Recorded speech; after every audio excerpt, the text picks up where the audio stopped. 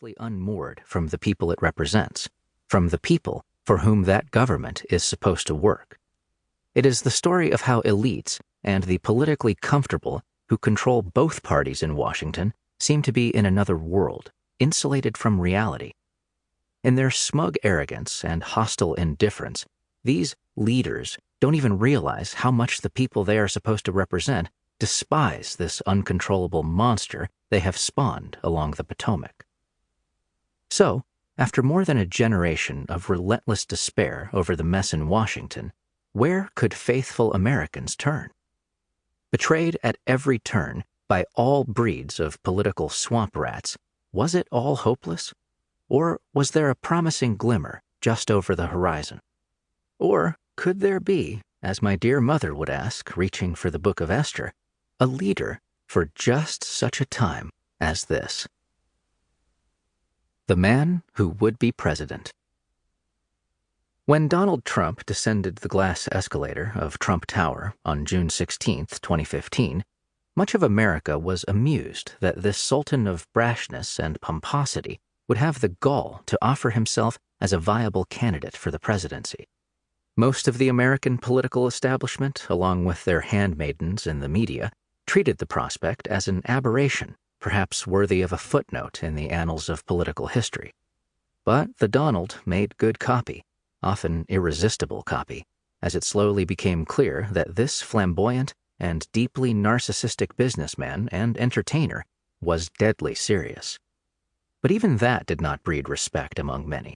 It only served to stoke an irrational hatred of the man and a determination to stomp out the little fires of loyalty that were starting to pop up. An almost visceral contempt set in among the media, as well as virtually every established politician. They harshly denounced Trump for his message about illegal immigration, unfair trade with China, radical Islamic terrorism, and coddling enemies like Iran. He was branded a racist, a xenophobe, an isolationist, and as a dangerous, violence-inciting warmonger. Never in modern political history has the media establishment, across the entire political spectrum, fallen into such unquestioning, total lockstep agreement. Left-wing, right-wing, all around town, every single media mouth denounced Donald Trump as a reckless demagogue hell-bent on shredding the Constitution and becoming some kind of dictator. Now, you may have noticed that I have not yet included Donald Trump in our coverage of the Republican presidential campaign this season. And that is because he is obviously never going to be president, said MSNBC host Lawrence O'Donnell a day ahead of Trump's intended announcement. Donald Trump will never be president. He knows that.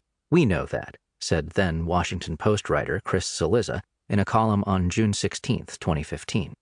But his candidacy ensures that for the next several months at least, he will suck the attention and oxygen away from the men and women who might be. That's great entertainment, but it's terrible for politics. All pretense of fair journalistic standards vanished. Reports presented as investigative journalism were often go-for-the-jugular attacks.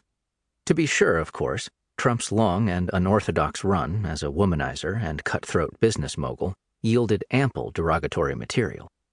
What was consistently left out of any equation was the man's uncanny ability to always go for the soft spot, to come up with the perfect description for making almost anyone understand his position.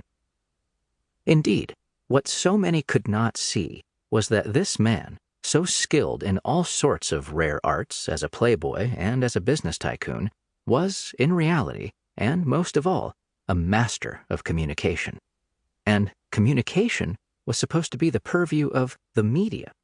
But they just couldn't get it.